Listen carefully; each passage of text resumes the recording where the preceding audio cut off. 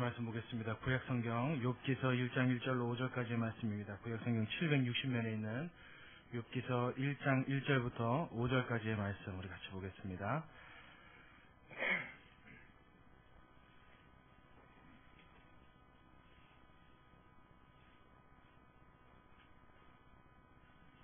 욥기서 1장 1절로 5절까지의 말씀입니다.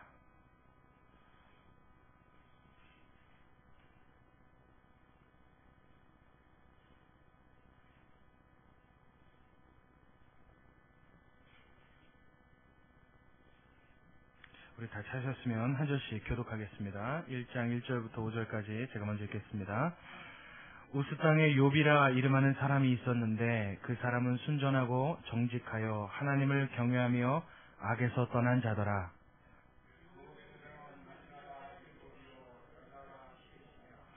그 소유물은 양이 7천이요 약대가 3천이요 소가 500결이요 암나귀가 500이며 정도 많이 있었으니 이 사람은 동방 사람 중에 가장 큰 자라.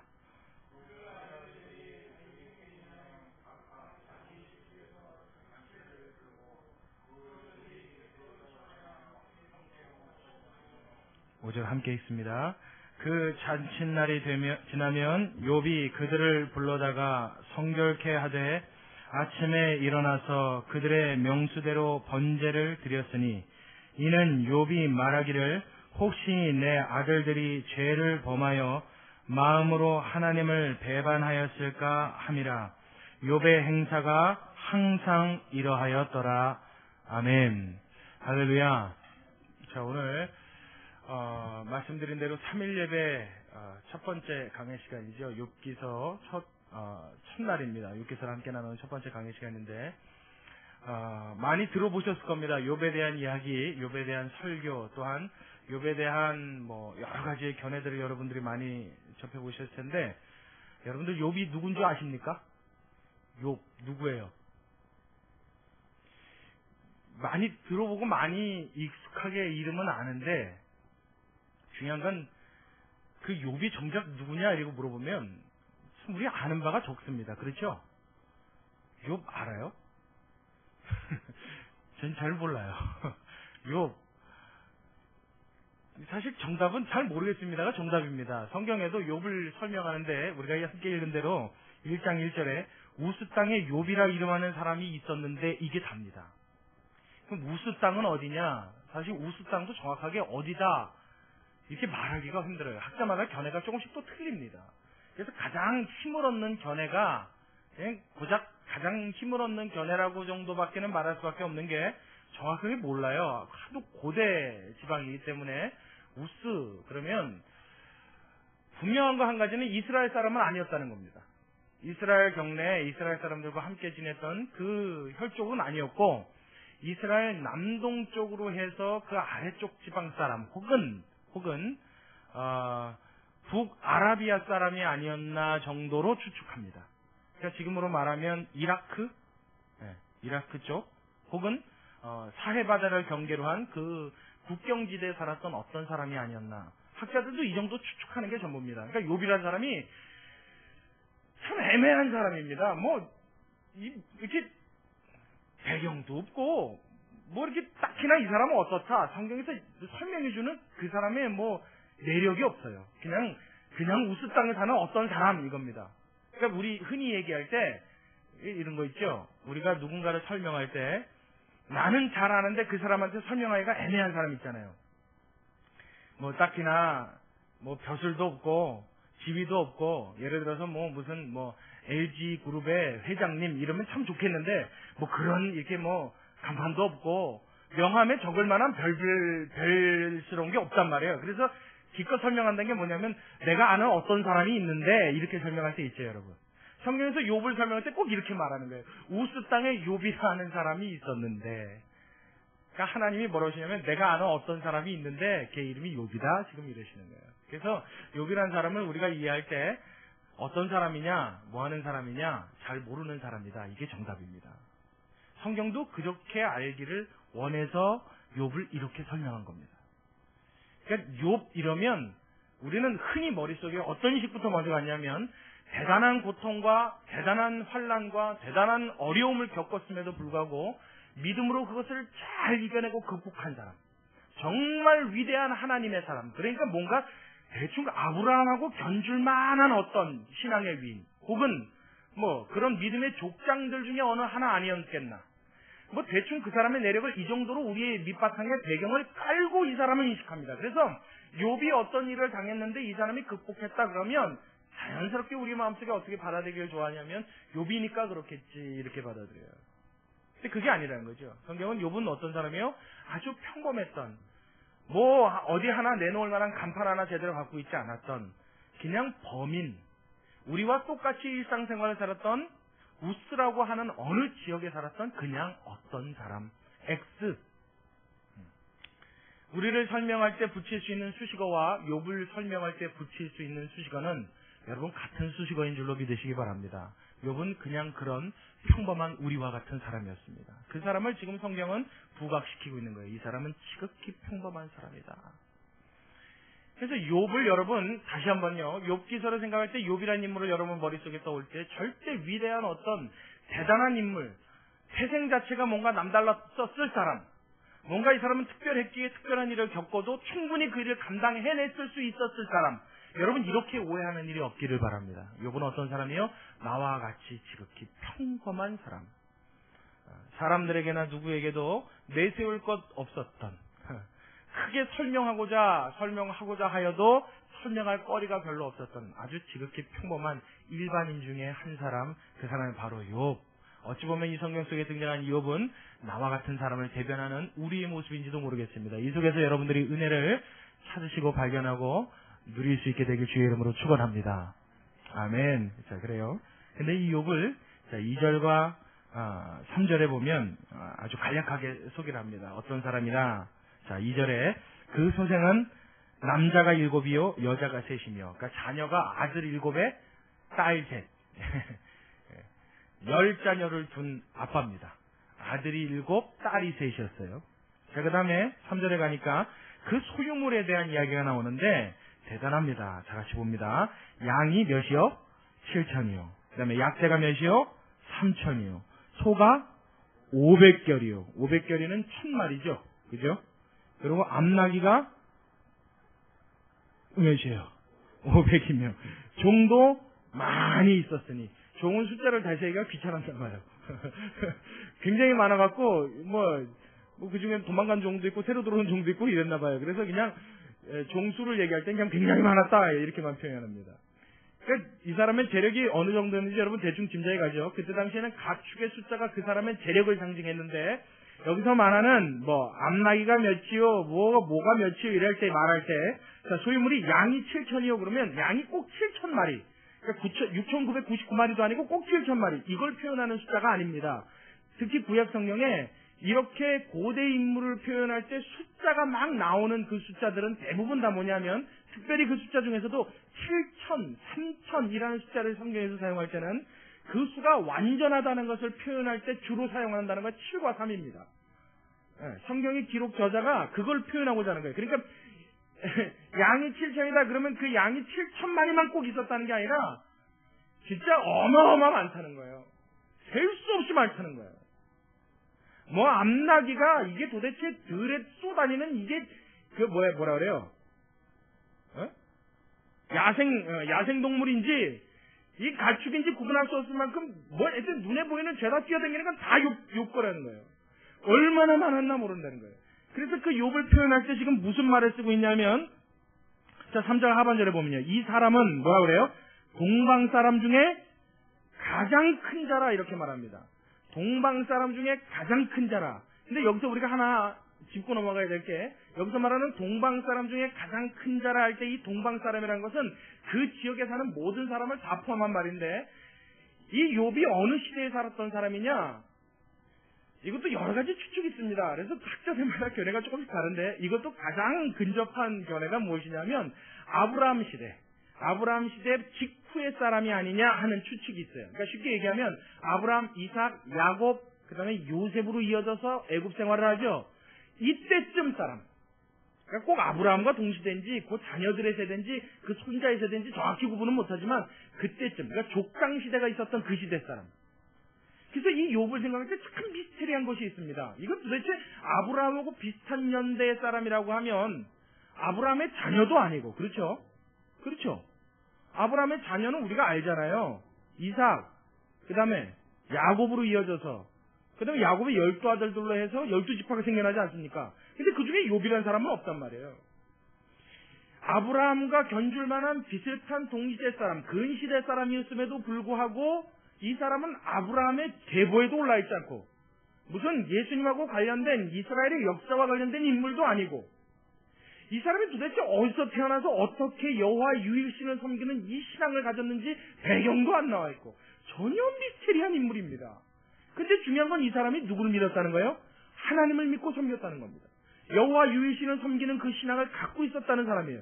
더 재미난 것은 동방 사람들, 그 지역에 사는 모든 사람들 중에 가장 큰 자라 하는 이 표현의 뜻은 무엇이냐면 그 동방 사람에 사는 그 지역 시대의 사람 모든 사람을 통틀어서 이 사람이 제일 부자였다 이 얘기예요.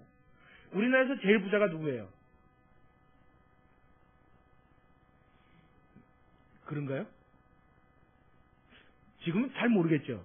옛날에 1980년대는 제일 부자 누구냐 그러면은 이병철 이렇게 얘기했어요. 그죠?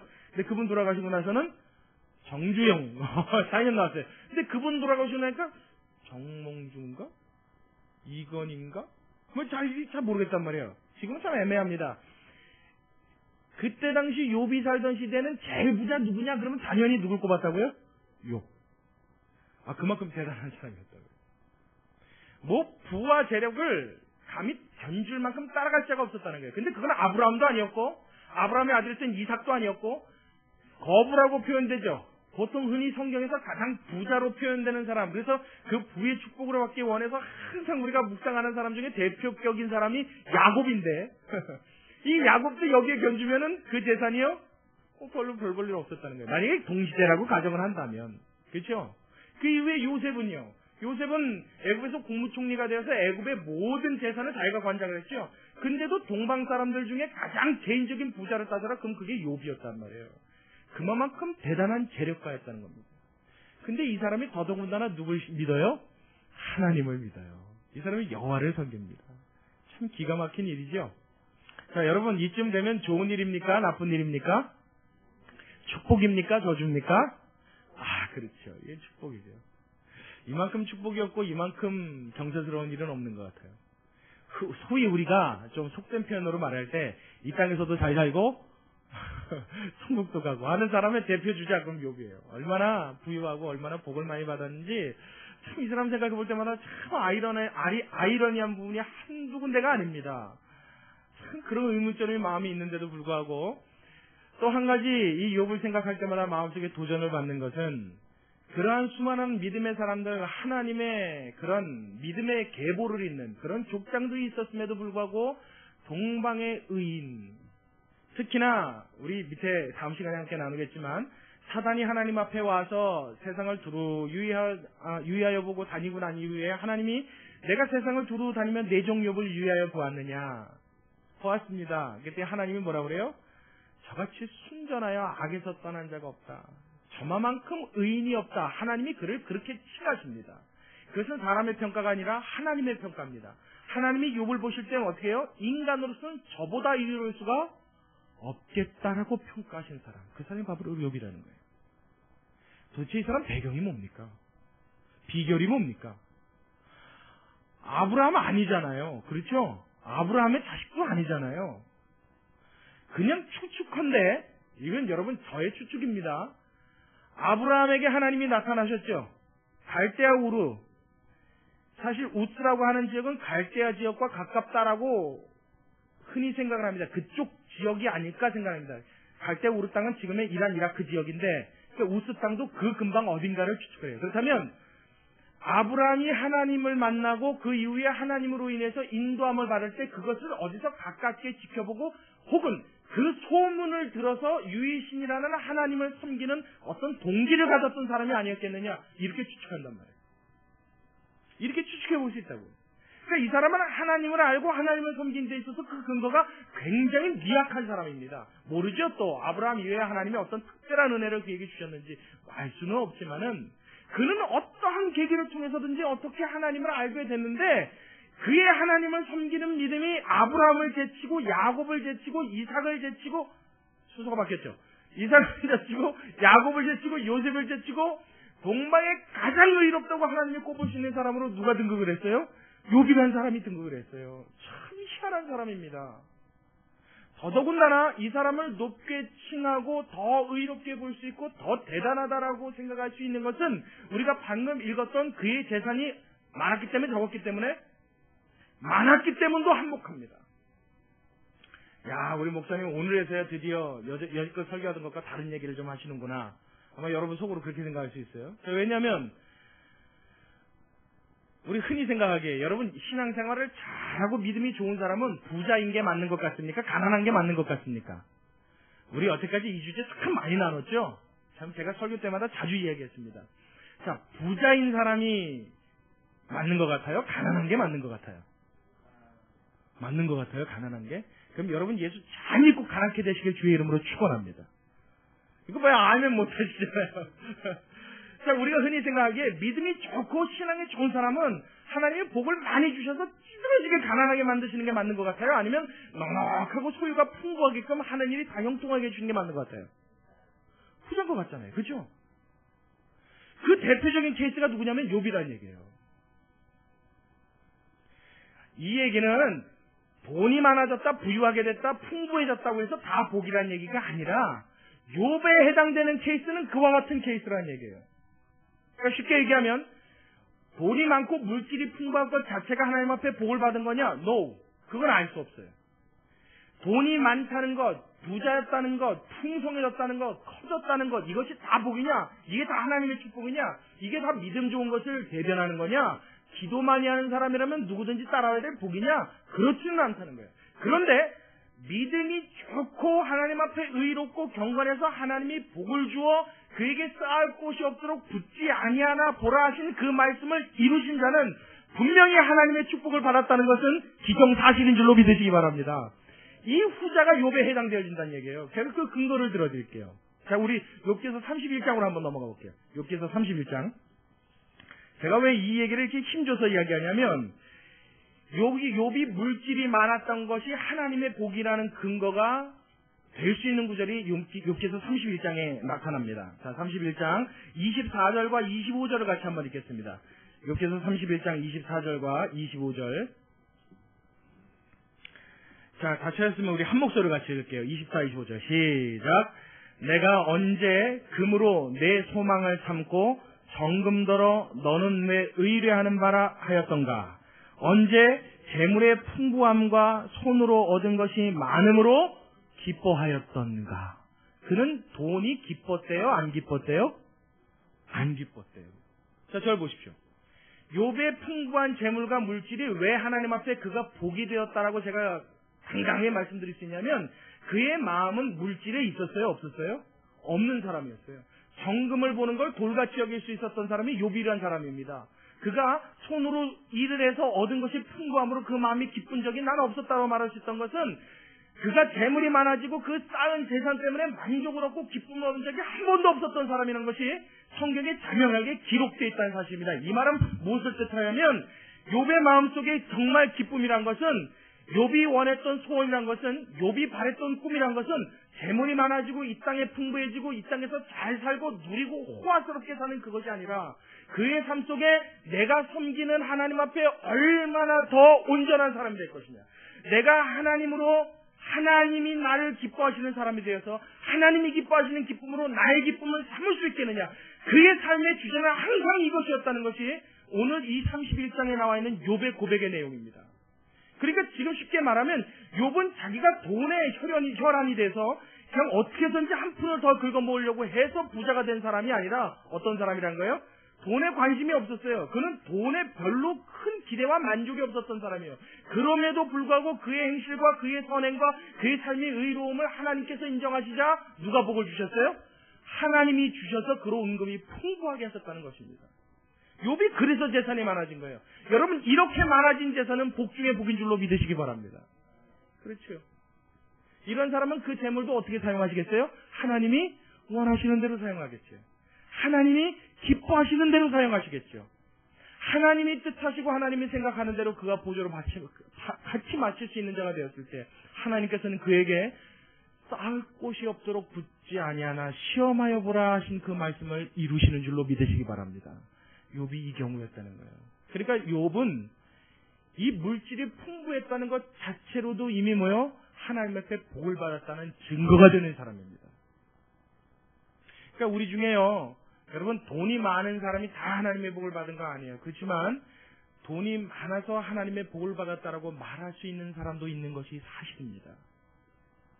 물론 그렇다고 물질이 부족해지고 가난해지고 힘들어진다고 하나님의 다 저주를 받았느냐? 그것은 아닙니다. 아닙니다만은 여러분, 원컨대 하나님도 하나님의 자녀로 고생하고 그 자녀가 괴로움 당하는 것이 하나님의 본심이 아니라고 말씀하셨어요. 하나님이 하나님의 자녀로 고생하는 것이 본심이 아니시나 때때로 하나님이 고생케 하시는 일도 있고 근심케 하시는 일도 있지만은 하나님이 예배놓으신 모든 복이 저와 여러분에게 충만히 임하여서 그것을 받을 만한 삶을 살아서 여러분 받고 누리고 사는데 부족함이 없는 저와 여러분이 되시길 주의 이름으로 축원합니다. 이건 정말 복 중의 복이죠. 욥이 그러했다는 거예요. 평범한 욥, 아무것도 아니었던 욥, 일상생활 속에 범인처럼 살았던 우리와 같은 욥이지만 그가 중심에 하나님을 모시고 기뻐하였더니 하나님이 그에게 넘치도록 부어주시는 재물이 있게 하셨다는 것. 여러분, 우리가 다 받을 수 있는 복입니다. 우리 모두가 이 땅에 사는 동안 그러한 복을 누릴 수 있는 하나님의 축복의 길이 열리게 되시길 다시 한번 주의 이름으로 축원합니다. 참 중요한 얘기죠. 더 놀라운 게 있어요. 우리 31장 24절 읽었죠. 그 앞으로 좀 더 가볼게요. 31장. 자, 우리 16절을 한번 같이 봅시다. 욥기서 31장 16절. 이 사람은요, 돈을 안 기뻐하고 관심이 없었을 뿐만 아니라 그의 성품과 그의 평상시에 살았던 삶의 패턴이 나와 있습니다. 자, 그게 16절부터 20절까지예요. 자, 우리 같이 볼게요. 제가 읽겠습니다. 여러분 눈으로 따라오십시오. 내가 언제 가난한 자의 소원을 막았던가? 과부의 눈으로 실망케 하였던가? 나만 홀로 식물을 먹고 고아에게 먹이지 아니하였던가? 실상은 내가 젊었을 때부터 고아를 기르기를 그의 아비처럼 하였으며 내가 모태에서 나온 후로 과부를 인도하였었노라. 내가 언제 사람이 의복이 없이 죽게 된 것이나 빈궁한 자가 덮을 것이 없는 것을 보고도 나의 양털로 그 몸을 더웁게 입혀서 그로 나를 위하여 복을 빌게 하지 아니하였던가. 욥이 자기 인생을 되돌아보면서 지금 읊어내는 말이에요. 자기는 여지껏 고아의 빈궁함과 과부의 어려운 처지를 돌아보지 않은 적이 없다는 거예요. 몸이 춥고 줄여서 굶는 자, 그에게 먹을 것을 제공해 주지 않은 적이 없고 입을 것이 없어서 추운 자에게 입을 것을 베풀지 않아서 그로 하여금 나를 위하여 빌게끔 하지 않아 본 적도 없다는 거예요. 그러니까 항상 뭐요? 선행을 베풀고 그에게 따뜻한 것을 베풀고 그에게 먹을 것을 베풀고 그에게 잠자리를 제공하고 그의 어려운 처지를 돌아보고 함으로 인해서 어떻게 해요? 항상 욥을 위해서 기도할 수 있는 하여튼 욥 그럼 뭐요? 선한 사람, 좋은 사람, 저와 같은 사람이 없다 할 정도로 그의 삶 속에는 베품과 나눔이 풍부했던 사람이라는 것입니다. 여러분, 돈이 많은 사람이 이런 일을 잘합니까? 돈이 없는 사람이 이런 일을 잘합니까? 보통 없는 사람이 잘하죠. 왜냐하면 과부 심정은 누가 잘 알아요? 호라비가 잘 알죠. 어려운 사람의 심정은 어려운 사람이 잘합니다. 그래서 사실 돈이 많은 사람보다 돈이 없는 사람이 자기보다 더 어려운 사람 돕는 일이 더 많아요, 우리 주변에. 왜냐하면 내가 없어 봤기 때문에 그 사람의 어려운 처지와 고통을 알거든요. 그 사람의 고통을 보면 눈물이 나는 겁니다. 그 사람의 아픔을 보면 돕고 싶은 거예요. 근데 이 욥이라는 사람은 자기가 돈이 있건 많건 상관이 없었어요. 그 마음속에 항상 뭐요? 어려운 사람에게 눈이 가는 사람입니다. 배고픈 사람을 보면 먹여야 되는 사람이에요. 추워서 헐벗으면 자기 걸 벗어나도 입혀줘야 돼요. 사실 자기가 풍부하고 자기가 많이 누리고 자기가 여유로우면 어려운 사람의 어려운 건 못 느끼게 마련이거든요. 근데 이 사람은 풍부했음에도 불구하고 복을 받은 사람임에도 불구하고 이런 일이 왜 가능했느냐? 그의 중심이 누구에게 다 있었기 때문에요. 하나님의 심령을 가지고 하나님의 마음으로 그들에게 나아갔기 때문입니다. 이것이 증명이나 해주듯이 그의 삶 속에는 한 사람이 어떻게 해요? 항상 그의 손을 하는 모든 일들을 하나님이 복을 주셨어요. 그렇지 않으면 여러분, 사람이 일평생 사는 동안 이와 같이 많은 재물을 모을 수가 없지요. 없는 게 정상이지요. 그럼 여러분 이 말에도 벌써 고개가 한번 갸우뚱해지실 거예요. 왜냐하면 요즘에는 하나님을 안 섬겨도, 불의를 행해도, 불법을 행해도 돈을 모아요, 못 모아요? 크게 대답하세요. 모아요, 못 모아요? 부자 돼요, 안 돼요? 되기만 합니까? 더 잘 되죠. 여러분 그건 왜 그런지 아십니까? 세상이 그만큼 악해져서 그렇습니다. 예수님이 이 땅에 오신 이후로 예수님이 승천하시고 다시 재림하시기까지 이 세대는 말세라 칭합니다. 그러니까 말세는 어제 오늘의 이야기가 아니에요. 뭐 무슨 어제 화산 터졌다 지진 났다 그러니까 야 진짜 끝이 가까워 본다. 그래서 끝이 가까운 게 아닙니다. 끝은 언제서부터냐? 예수님이 승천하시고 난 다음서부터예요. 그때서부터 지금까지는 뭐요? 계속 말세입니다. 예수님이 언제 오시는지 알지 못하는, 우리가 자고 있을 때 어느 경점에 도적이 그 담을 넘어서 그 집안을 들어올지 모르는 것처럼 예수님이 언제 오실지 모르는 예수님의 승천 이후의 모든 시간은 다 말세의 시간입니다. 끝으로 갈수록 어떻게 되는 거예요? 말세지 말이 되는 거죠. 점점 끝으로 가는 거예요. 그러니까 세상이 말세로 가면 갈수록 점점 어떻게 더해요? 악해지죠. 왜요? 이제 사단이 자기의 시간이 얼마 남지 않았음을 알고 세상에 더욱 왕노릇합니다. 더욱 강하게 역사합니다. 그러니까 이 세상이요, 지금은 물론 예수님의 시대도 그랬어요. 하지만 지금은 더더욱더요, 어떻게 해요? 불의하면 불의할수록 이 땅에서는 더 윤택하게 될지도 모릅니다. 아니요, 사실 어떻게 보면 그게 정답입니다. 그러니까 그러잖아요. 우리 좀 속된 말로 이 땅에서 특히 대한민국에서는 교회에서 그런 말 잘 안 하지만 여러분 밖에 나가면은 흔히 나누는 대화들 중에 그런 말들 하잖아요. 이 한국이란 나라에서는 정직하면 부자 되긴 긁는 나라예요. 그런 말 해요, 안 해요? 들어보셨어요, 못 들어보셨어요? 여러분 대한민국만이 아니에요. 온 세계가 다 마찬가지입니다. 세상에 가면 갈수록 악해지기 때문이에요. 가면 갈수록 말세지 말이 되기 때문이에요. 그러니까 지금은 하나님 앞에 의롭지 않아도 불법을 행해도 적당히 거짓말하는 것이 어떻게 보면 더 부자가 될 수 있어요. 그러나 여러분 그런 부자를 말하는 것이 아닙니다. 성경에서 말하는 것은 그런 복을 말하는 것이 아닙니다. 이 세상을 지배하고 정복하고 다스리라고 하신 이 세상을 모든 권세를 하나님이 자신의 자녀들에게 손에 넘겨주신 것은 이 땅에서 얄팍한 술수를 통해서라도 잘 먹고 잘 살려고 하나님이 주신 복이 아니라 하나님의 뜻을 따라 하나님의 통도를 걸어갈 때 세상의 권세가 감당치 못하고 하나님이 내려주시는 하늘의 복을 체험하라고 하신 하나님의 약속의 말씀인 줄로 믿으시기 바랍니다. 오늘도 이 세상은 악하지만 오늘도 악할수록 잘 될 수 있는 기회가 판치는 그런 세상이지만 이 속에서 하나님의 명령을 지키고 하나님의 순전한 뜻을 지킬 때 하나님의 축복의 길은 자녀들에게 열리는 줄로 믿으시기 바랍니다. 지금도 하나님은 살아계시기 때문입니다. 할렐루야. 여러분 이 사실을 믿으십니까? 그래요. 그래서 예수 믿는 사람은요, 지금은 그런 표현 잘 안 쓰는데 옛날에는 이런 표현 많이 썼어요. 한강에 사는 물고기와 같다 그랬어요. 지금은 한강이 그렇게 막 한참 오염됐을 때보다는 좀 덜 오염됐다고 그러죠. 그래서 옛날에 한참 오염됐을 때는 한강에 사는 물고기가 어떻게 해요? 그 속에 헤엄치고 다니는데 거기 있는 물 마시고 살잖아요. 그죠? 그러니까 물고기들은 어떻게 돼요? 이렇게 되죠? 다 꼬부라집니다. 물고기가 나오면 다 이렇게 생겼어요. 그래서 한강에서 잡은 물고기는 한 마리도 못 먹습니다. 근데 과거엔 그랬단 말이에요. 모르겠어요. 지금은 어떤지. 전 한강에서 낚시해 본 적이 없어서. 근데 한강에 사는 물고기처럼 이 세상 오염돼서 우리가 이 세상의 물을 먹고 살지만 어떻게 해요? 오염된 곳에서 오염되지 않도록 하나님의 말씀을 먹고 살아야 되는 사람. 그 사람이 바로 저와 여러분인 줄로 믿으시기 바랍니다. 욥기서의 욥은 그렇게 살았던 사람의 대표주자예요. 우리와 같았지만 우리와 같지 않은 삶을 살았던 사람.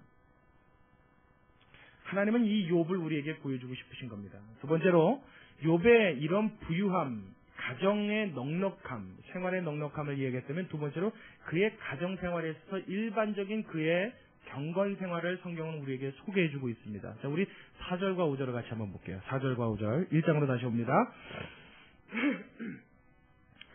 자, 그 아들들이 자기 생일이면 각각 자기의 집에서 잔치를 베풀고 그 누이 셋도 청하여 함께 먹고 마심으로 그 잔칫날이 지나면 욥이 그들을 불러다가 성결케 하되 아침에 일어나서 그들의 명수대로 번제를 드렸더니 이는 욥이 말하기를 혹시 내 아들들이 죄를 범하여 마음으로 하나님을 배반하였을까 함이라. 욥의 행사가 항상 이러하였더라. 할렐루야. 자, 이제 잘 보십시오. 욥이 평상시에 그의 경건생활과 그의 삶의 패턴이 어땠냐면 여러분 경건한 사람 그러면 우리 흔히 머릿속에 떠올리기를 이 사람은 좀 활발하고 재밌는 사람 같아 보여요? 아니면 좀 지루하고 답답할 것 같아 보여요? 그렇죠. 그래서 경건한 목사님 그러면 그 사람하고 이렇게 재밌는 얘기하는 게 왠지 좀 그럴 것 같죠? 여러분 저는 안 그래요. 저는 굉장히 재밌는 걸 좋아합니다. 그 경건하다 그러면 왠지 답답할 것 같아요. 그 경건 이코르 답답 그런 생각이 있단 말이에요. 그래서 왠지 이렇게 좀 신앙생활 오래 하셨다 그러면 부담스럽고 그 사람들 앞에서는 왠지 이렇게 막 시원하게 웃어도 너무 경망스러운 것 같아 보일 것 같고 천만에요. 여러분 기도할 때 웃으면 경망스러워요? 기도할 때 울면 경건해요? 찬양할 때 찡그리면 경건합니까? 찬양할 때 웃으면 그건 찬양도 아닌가요? 우리 참 이상한 관념과 생각들을 우리는 참 많이 가지고 있어요. 신앙생활 그러면 항상 뭔가 이렇게 억압, 답답, 막 교회 나왔다 가면 왠지 걸음도 좀 틀리게 걸어야 될 것 같아요. 교회 들어올 때 할렐루야 이러고 들어오면 안 될 것 같죠. 목사님들 제가 연락 받고 여러분 반가워요. 우리 같이 말씀 봐요. 막 이러면 어때요? 뭐야? 우리 참 이런 개념들이 너무나 마음속에 이게 뿌리 깊게 박혀 있어요. 그래서 이게 좀처럼 쉽지가 않습니다. 여러분 경건한 것은요 즐겁고 명랑한 것과 전혀 상관이 없습니다. 답답한 것이 경건이라는 생각을 오늘 이 순간에 완전히 깨트리실 주의 이름으로 축원합니다. 왜 그러냐면 욥이 만약에 답답한 사람이었다면 너무 경건만 해서 금욕주의자였다면 자녀들이 모여서 파티하는 것을 할까요? 안 할까요? 안 하죠. 왜요? 이 사람들이 자녀들이 모여서 말이에요. 여러분 고대사회도 현대사회도 마찬가지입니다. 파티했다 그러면 뭐 마셔요? 당연하죠. 유독 파티하는데 술 안 먹고 맨정신으로 노는 이상한 사람들이 있죠. 이상한 부류. 기독교인. 원래 파티에는 뭐가 껴야 제맛이에요? 맞습니다. 또 이 얘기 듣고 또 담대하게 오늘 가서 또 이렇게 하십시오. 네. 제가 이 술 얘기만 하면 어느 날 들었던 설교의 예화가 생각이 나요. 우리 박수빈 강도사님이 했던 설교인데 제가 잠깐 여러분도 한번 웃으라고 그 얘기해 드릴까요? 어떤 집사님이 교회에서 예배 끝나고 수요일날 예배를 빼먹은 거예요. 오늘처럼 수요 예배인데 근데 그 권사님 그 교회 같이 다니는 권사님이 교회 예배가 끝나고 나서 나오는데 이 안수 집사님인데 집사님이 예배를 안 나오시니까 걱정이 돼서 그 집사님 댁으로 간 겁니다. 근데 하필이면 그 댁으로 가는 그 길에 그 집사님도 참 주책이에요. 그 집에서 가까운 술집에 가서 이거 한 잔 거치셨다가 이 취기가 오니까 교회를 못 온 거예요. 하필이면 그 가까운 데서 이렇게 마시고 나오는데 이게 딱 마주쳤네. 그러니까 좀 이따 나오든가. 이거 얼마나 서로 화들짝 놀랬겠어요. 그죠? 서로 놀래죠, 뭐. 그러니까 집사님은 뭐 말할 것도 없고 그 권사님도 그 민망함은 어떻게 할 수가 없는 거예요. 그랬더니 이 집사님이 순간 놀라서 당황해서 어쩔 줄 몰라 하다가 갑자기 이 권사님 손을 턱턱 붙들더래요. 그랬더니 하는 얘기가 권사님, 오늘 있었던 이 일은 권사님과 내가 무덤에 갈 때까지 비밀입니다. 그러더래요. 그 권사님이 뭐라고 대답할지 몰라서 그래. 근데 집사님, 냄새 술, 막 이랬나 봐요. 그러니까 거자대고 하는 얘기가 하여튼 이 얘기는 권사님만 입을 벌리지 않으면 이건 쥐도 모르고 새도 모릅니다. 낮도 모르고 밤도 모릅니다. 아무도 모릅니다. 오직 이 일은 권사님, 나, 하나님 셋이 하는데 저 양반은 평생 입 벌리는 분 아니고 평생을 가야 입 뻥끗 하시는 분 아니니까 권사님만 입 다물어주면 이건 우리 무덤까지 갈 수 있습니다. 손을 꼭 붙들고 집까지 갔다는 참 슬픈 이야기가 아직도 제 가슴에 남아있어요. 제가 그래서 그 얘기를 들을 때마다 마음속으로 이렇게 생각을 해요. 참 신앙생활 한다는 건 참 어렵죠. 그런 상황들 맞았을 때 참 어렵습니다. 욥이 말이에요. 답답한 사람이었으면 이 자녀들이 모여서 축제 벌이고 파티하는 거 아마 허락 안 했을 거예요. 게다가 이렇게 재력이 많은 사람이니까 자녀들이 10명이 모여보십시오. 얼마나 뻑적지근하겠습니까? 그냥 뭐 간소하게 하겠어요? 밤새 부어라 마셔라 먹어라 할 거예요. 그렇죠? 근데 욥이라는 사람은 이게 경건한 사람이도 그것을 금하지 않았다는 것은 그가 인생을 즐기고 그 즐기는 속에 낙을 찾는 것에 대해서 굉장히 자유함이 있었던 사람이라는 것을 단적으로 증명해 주는 것입니다. 자유하다고 해서 방종을 말하는 것이 아니에요. 누리고 즐길 수 있는 범위 내에서 즐기는 것은 얼마든지 허락할 수 있는 여유가 있었던 사람이에요. 단지 욥의 마음속엔 그러한 과정 중에서도 여러분 사람이 잔치를 벌이고 술을 마시고 놀다 보면 마음이 해이해질 수 있잖아요. 풀어질 수 있잖아요. 방종할 수 있습니다. 그 가운데서 얼마든지 죄악된 요소들을 가질 수 있다는 것을 욥은 알고 있었다는 거예요. 그래서 그 다음날 어떻게 했어요? 자녀들을 불러다가, 자녀가 10명입니다. 큰아들로부터 시작해서 막내에 이르기까지 아바피 하나씩 하나님 앞에 제사를 드립니다. 여러분 이게 별거 아닌 것 같이 생각이 드시죠? 와닿게 여러분 설명을 해드릴까요? 자녀가 10명이에요. 제사를 우리는 안 드리니까 잘 모르잖아요. 제사 그러면 그게 얼마나 번거로운 일이고 얼마나 거창스러운지 모르는 일이죠. 지금의 제사는 뭡니까? 현대의 제사. 예배죠. 예배보다 제사가 훨씬 번거롭습니다. 그렇죠? 뭐 양을 가져다가 찔러서 죽이고 말이에요. 여러분 당오지 하나 비틀어서 잡으려고 해봐요. 그 쉬운 일인가? 닭 한 마리 잡는 일도 꽤 시간 걸리죠. 그 털 다 뽑아야죠. 뭐 그거 좀처럼 고통스러운 일이 아닙니다. 근데 여러분 양 갖고 제사를 드린다고 가정했을 때 뭐 양이나 염소나 소면 말할 것도 없고요. 양 갖고 제사를 드린다고 했을 때 그거 10마리를 순차적으로 제사를 드리는 그 절차로 번제를 드렸다고 한번 가정을 해보자고요. 얼마나 힘들었겠어요. 이게 우리 마음에 잘 안 와닿으니까 그거보다 더 간략하고 간소한 예배로 한번 예를 들어보자고요. 자, 우리 예배 몇 시간 드려요? 1시간. 아바피 예배를 한 번씩 드린 거예요. 자, 10명 몇 시간 예배 드려야 돼요? 10시간 하루 종일입니다. 와, 난 12시부터 예배를 드려도 밤 10시까지 예배를 드리는 거예요. 자녀 아바피 하나씩 제사를 드리는 거예요. 그 제사 드린 이유가 어떤 기복적인 이유도 아닙니다. 그거 무슨 미신적인 이유도 아니에요. 딱 이유 한 가지였어요. 자, 우리 5절 같이 와서 다시 한번요. 제 성경은 이게 왜 갑자기 사도행정으로 넘어와 있습니까? 손을 하도 많이 드니까 이게 쳐져가지고 말이에요. 여러분, 욥기서 어디 있어요? 자, 욥기서 1장 5절 다시 한번 읽을게요. 1장 5절 시작. 그 잔칫날이 지나면 욥이 그들을 불러다가 성결케 하되 아침에 일어나서 그들의 명수대로 번제를 드렸으니, 자, 이는 그리고 이유가 나와요. 뭐라 그래요?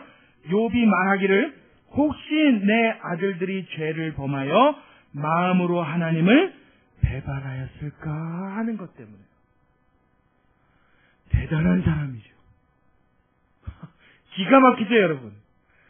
그 거추장스러운 번제를 한 번도 아니고, 그것도 대표로 아들 하나만 데려다는 것도 아니고, 자녀의 수대로 10번을 제사를 드리는데 그 힘든 과정은 무엇 때문에요? 혹시나 지난밤에 잔치 벌이다가 이들이 방탕하여서 마음이 해이해져서 마음으로 하나님을 배반할 수 있었을 어떠한 그 범죄가 마음에 꺼리껴져서 이게 걸려서 이것 때문에 뭐요? 밥이 안 넘어가는 거죠. 내가 이걸 위해서 하나님 앞에 번제 제사를 드리기 전에는 마음이 시원해지지 않는 거예요. 그때 당시에는 집의 가장이 그 가정의 제사장이었습니다.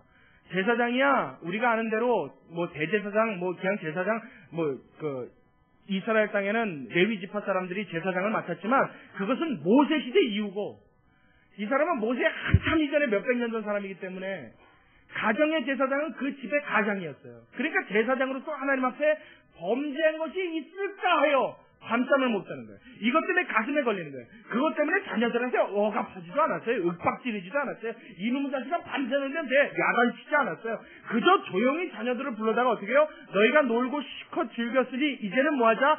혹시 모를 죄악을 위하여 하나님 앞에 경건한 제사를 드리자.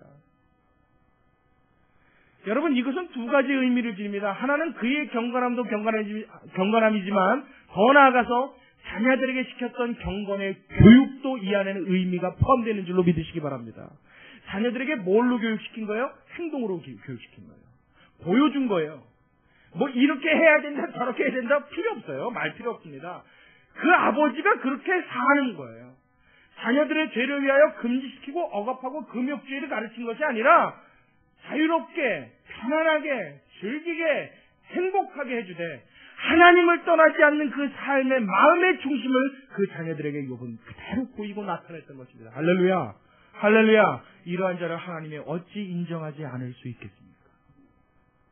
욥이 그렇다고 해서 일평생 죄를 한 번도 안 졌느냐? 아니요.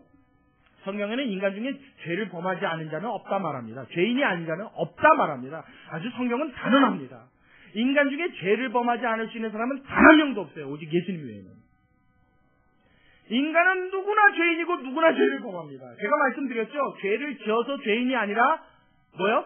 죄인이기 때문에 죄를 짓는다고요. 그러니까 우리는 선천적으로 죄를 좋아하게끔 태어났단 말이에요. 그 죄만 보면 이게 반응을 해요. 내 영혼에 공명이 일어난단 말이에요. 죄를 보면 은근히 좋아요. 저는 안 그런데 목사님도 너무 그렇게 비약해서 얘기하십니까? 여러분 그런 표정인데요. 제가 그래서 예를 들었잖아요. 여러분 구멍 딱 뚫어놓고 벽에다가 들여다보지 마시오. 그럼 봐요 안 봐요? 100%입니다. 100%예요. 거기다 한 글자 더 보세요. 절대 들여다보지 마시오. 봐요 안 봐요? 더 봅니다. 들여다보시면 큰일 나요. 이렇게 써놨어요. 무슨 생각해요? 다 여러분 저와 같은 생각이시죠? 이게 뭐예요? 우리가 죄에 반응할겸 생겨진 우리의 영혼의 상태를 증명하는 겁니다. 죄를 좋아하게끔 생겼단 말이에요. 아이들은 태어나면서부터 죄를 배워요. 부모가 아무리 경건해도 애가 어느 날부터 욕합니다. 갑자기. 웃기는 일입니다. 가르쳐주지 않았어요. 근데 어쩜 그렇게 죄는 잘하나 몰라요. 여러분 그게 우리가 죄악된 인간이라는 단적인 증명인데요. 욥도 마찬가지라는 거예요. 욥도 하나님한테 죄를 범했다고요? 안 범했다고요? 범했다고요. 근데 왜 하나님이 그를 완전한 자라 의인이라 동방에 저와 같이 의로운 자가 없다 칭하셨느냐? 무엇 때문에요? 그 중심이 하나님에서 벗어난 일이 없단 말이에요. 할렐루야. 할렐루야. 여러분 여지껏 제가 성경을 설교할 때 중심 얘기 무지하게 많이 했죠. 늘 이야기하죠. 제일 중요한 건 뭐예요?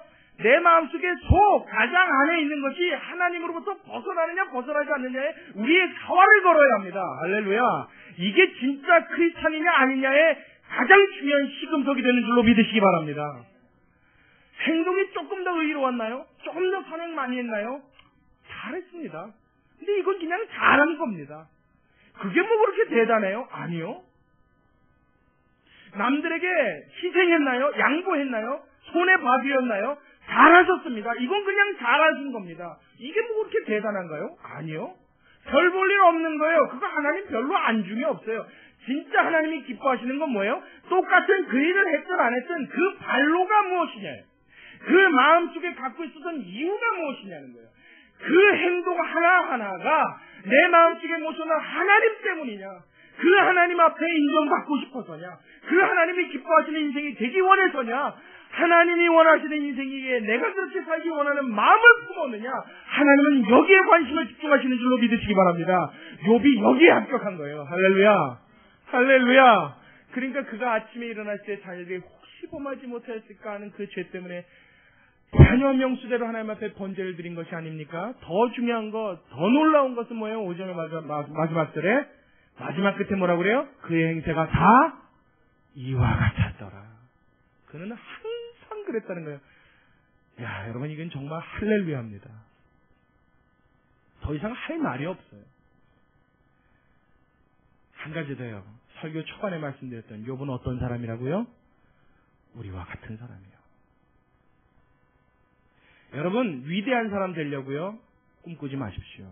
여러분 큰 사람 되려고요? 꿈꾸지 마십시오. 내가 노년에라도 하나님 앞에 큰 업적 한번 남기고 싶어서요? 꿈꾸지 마십시오. 무엇만요? 내가 죽기 전에 하나님 마음에 쏙 드는 사람 되기를 꿈꾸시는 여러분 되시길 주의 이름으로 축원합니다. 그러면 그 사람을 통해서 하나님이 큰 일을 하실 거예요. 안 하셔도 그만이에요. 하시든지 안 하시든지 그게 뭐 중요합니까? 하나님하고 나만 통하면 됐지. 아멘. 그런 사람은 성경에 딱 떠오르지 않아요? 없습니까? 모르겠어요? 제가 지금 여러분 강론하는 거예요, 이게. 지난 시간에 말씀드렸죠? 제가 왜 설교문 딱 써서 1대지, 2대지, 3대지 기도합시다. 그러고 딱 끝내지 않냐면 적어도 수요일, 주일 저녁은 여러분들하고 막 나누면서 함께 막 고민하고 생각했으면 좋겠어요. 여러분들도 깊게 생각하십시오. 이런 얘기 막 듣다 보면 그런 사람 머릿속에 탁 떠오르는 사람 없어요? 비슷해. 네, 비슷해요. 많이 갔어요. 맞아요. 다니엘도 맞아요. 근데 제가 짚으려고 했던 사람은 사드락과 메삭과 아벳느고. 제가 언젠가 숙제를 한번 내드렸는데 사드락과 메삭과 아벳느고의 유대식 이름이 뭘까요? 사드락과 메삭과 아벳느고는 바벨론식 이름입니다. 바벨론 포로로 잡혀갔을 때 우리나라도 창씨 개명했죠. 일제시대 일본식 이름으로 다 바뀌었잖아요. 그죠? 김아키라 막 이렇게 이름을 바꿨단 말이에요. 그래, 예, 야마시타 뭐 이런 걸로 바꿨어요. 그 사람들도 바벨론 포로에 잡혔고 바벨론식 이름을 준 게 사드락과 메삭과 아벳느고입니다. 그 사람의 원래 이름은 하나만 가르쳐 드릴까요? 찾아보세요. 집에 가서 꼭 찾아보세요. 그 중에 하나가 하나냐예요. 하나냐. 아휴, 안 알려줄래요. 여러분 꼭 가서 알아보세요. 예전에도 제가 이거 문제 한번 냈어요. 까마득하죠. 집에 가서 꼭 찾아보십시오. 그 중에 이름이 한 명이 하나냐입니다. 자, 사드락과 메삭과 아벳느고가 무슨 일을 했어요?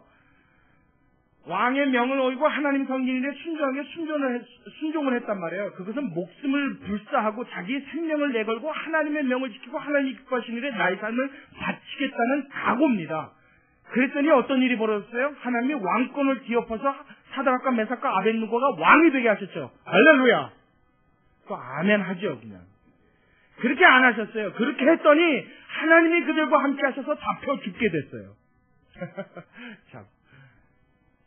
그것도 7배나 뜨겁게 한 풀무불에 타 죽는 화형을 당하게 됐어요. 무서운 일이 벌어졌습니다. 하나님 한번 잘못 섬겼다가 패가 망신, 완전히 패가 망신도 이런 패가 망신이 없죠. 망신, 멍멍이 망신. 예. 완전히 망신 딸이 뻗쳤어요. 이 무슨 하나님이 살아계시고 말고 이건 뭐 큰일 났어요. 우리 같으면 어떻게 해요? 내가 예수를 너무 극성맞게 믿어가지고 좀 적당히 극성 좀 떨지 그거 봐. 그러니까 하나님 영광 가려, 네 영광 가려, 얼굴에 똥칠하고 그거 뭐야? 그거 교회에서 적당히 나가라 했지. 우리가 좀 뻔합니다. 이렇게 얘기할 상황 뻔해요. 그렇죠? 저 예수쟁이 저 난리 치더니 가고 그거 어려움 당하고 뭐 옥에 갇히고 뭐 누구 순교했다 그러고 이런단 말이에요. 사드락과 메삭과 아벳느고 똑같은 일 당했어요. 근데 거기 그 사람들이 신경 써야 안 써요? 안 씁니다. 안 쓴다고요. 안 쓰고 뭐라 그래요? 야, 너 이거 절 지금이라도 하면 좋은데 절 안 하면 저 불에 늘 거야. 감히 저 불에서 너희를 건져낼 자가 누구랴? 느부갓네살 왕이 묻습니다. 그랬더니 거기다 대고 사드락과 메삭과 아벳느고가 담대하게 말하죠. 뭐라 그래요? 우리 하나님 여호와께서 우리를 건져내시리이다. 할렐루야. 이 말은 뭐예요? 하나님만 중심으로 살아가면 하나님이 그 사람을 통해 큰일을 이루실 줄로 믿습니다. 똑같은 말이잖아요. 이게 믿음의 발언이에요. 근데 제가 끝에 뭐라고 그랬어요? 만약에 큰일 안 이루셔도요. 무슨 상관이 있어요? 하나님하고 나하고만 통하면 됐지. 제발 기억해 주십시오. 다시요. 하나님하고 나하고 뭐만 통하기만 하면 됐지. 하나님이 나를 알고 내가 하나님을 알고 하나님이 나를 보고 웃고 내가 하나님을 보고 감사할 수 있으면 그 인생이야말로 최고의 줄로 믿으시기 바랍니다. 사드락과 메삭과 아벳느고는 죽음 앞에서 그 고백을 했단 말이에요. 그리 아니하실지라도 왕이여 내가 신상들 앞에 절하지 아니할 것을 하소서. 상관없다는 거예요. 우리 하나님은 하실 수 있는 하나님이지만 안 해줘도 그깟 나는 문제 안 된다는 거예요. 이미 뭐요? 내 마음은 하나님하고 통했다는 거예요. 나의 중심을 하나님이 아신다는 거예요. 그 아시는 하나님을 내가 알고 있다는 거예요. 나는 죽음 이후에 기다리는 그 하나님이 나를 보고 계실 것이기에 이 상황이 아무렇지도 않다는 거예요. 이 배짱이 있게 되시길 주님의 이름으로 축원합니다. 예수 믿는 사람의 능력과 힘입니다. 아멘. 그러니 여러분 돈 따위가 어찌 그 사람을 짓누르겠습니까? 어찌 권력 따위가 그 사람을 짓누르겠습니까? 까딱없죠. 하나님 외에 안중에 없는 사람, 그 하나님을 신실히 믿을 수 있는 사람, 그 사람은 세상에서 가장 돋보이는 사람으로 하나님이 삼으시는 줄을 믿으시기 바랍니다. 오늘 욥을 이렇게 우리에게 소개해주고 있어요. 그건 왜요? 우리로 샘나게 하시려고. 왜 샘나게 하세요? 샘이나 우리로 그 마음의 샘이나 그와 같은 삶을 우리로 추구하게 하시려고 하나님의 뜻이 여기 있는 줄로 믿으시기 바랍니다. 욥은 그렇게 살았습니다. 됐어요. 욥은 지나갔어요. 몇백 년 전, 몇천 년 전에 이미 갔습니다. 지나갔어요. 그러면 하나님이 이 이야기를 몇천 년 이후에 우리한테 들려주신 이유는 뭐예요? 오늘날도 그런 사람을 하나님은 기대하고 있다는 거예요. 누구에게? 나에게. 누구에게? 나에게. 누구를 보시면서요? 나를 보시면서요. 하나님은 오늘도 이 땅에 욥을 찾는 줄로 믿으시기 바랍니다. 평범해서 내놓을 거 없지만, 할 수 있는 거 별로 없지만, 내가 대단한 사람 아니지만 대단할 수 있는 것은 하나님 앞에 인정받을 때, 하나님이 됐다 하시는 그 음성을 들을 수 있을 때, 저와 여러분의 삶은 세계에서 가장 으뜸이 되어지는 놀라운 믿음의 사람으로 거듭나게 되는 줄로 믿으시기 바랍니다. 멋있잖아요. 그러니까 뭐만 바꾸면 돼요? 마음만 바꾸면 돼요. 내 마음속에 하나님만 모시면 돼요. 이게 제일 어려워요. 이게 제일 안 됩니다. 자, 여러분 오늘 이렇게 욥기서를 듣고 나면 이제 마음속에 여러분 기대하시고 상상하시는 그림들이 있을 겁니다. 우리 욥기서 사실 내용을 알아요. 그래서 알지만 이렇게 대단한 사람이었다면 이후로도 승승장구해야 되는 것이 아니냐. 피땀을 흘렸으니 그 노력의 대가의 열매를 먹어야 되는 것이 아니냐. 우리는 기대합니다. 그러나 여러분 욥의 일생은 전혀 그렇지 않습니다. 그 이후에 벌어지는 일은 정말 상상을 초월한 어려움들이 계속 닥칩니다. 그 과정 중에서 역사하시는 하나님의 손길이 어떤지 우리가 하나하나 살펴보면서 이 안에 담겨있는 하나님의 손길을 경험하고 이 안에 담겨있는 하나님의 음성을 듣고 이 안에 담겨있는 하나님의 손길로 인도함을 받는 저와 여러분의 삶의 걸음걸음이 되시기를 주의 이름으로 축원합니다. 우리 같이 기도하겠습니다. 고맙고 감사하신 아버지 하나님, 오늘 3일 예배 하나님 욥기서 첫 시간으로 우리 함께 나누었습니다. 하나님 그의 많은 재물이 하나님이 인정해 주셨고 복을 주셨다는 증거가 된다는 사실과 또한 그의 경건한 가정생활을 통하여 얼마나 믿음의 사람으로 그가 하나님 앞에 온전해지기를 그 마음 깊이 사모했는가